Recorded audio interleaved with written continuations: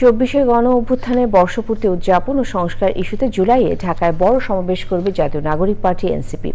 দলটির যুগ্ম আহ্বায়ক সারওয়ার তুষার জানিয়েছেন, ঢাকায় সমাবেশ করার আগে দেশের বিভিন্ন প্রান্তে লং মার্চ করবে তারা। পুনর্গঠন ছাড়া বর্তমান নির্বাচন কমিশনের অধীনে দলটি নির্বাচনে যাবে না বলে জানান তিনি।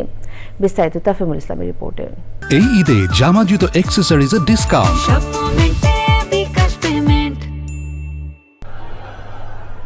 জুলাই গণ অভ্যুত্থানের বর্ষপূর্তিতে নানা কর্মসূচি নিয়েছে অভ্যুত্থানের পরবর্তী জন্ম নেওয়া রাজনৈতিক দল এনসিপি।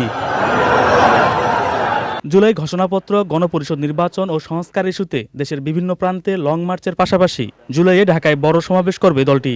সমাবেশ হবে, এছাড়াও লং মার্চের কথা এসছে যে ঢাকার দেশের এক প্রান্ত থেকে আরেক প্রান্তে আমরা লং মার্চ করার কথা ভাববো কিনা, এরকম কয়েকটা প্রস্তাব আছে। সে ব্যাপারে আমরা এই আগামী কিছুদিনের মধ্যে আমাদের একটা সাধারণ সভা হবে, সেখান থেকে আমরা চূড়ান্ত সিদ্ধান্ত নেব।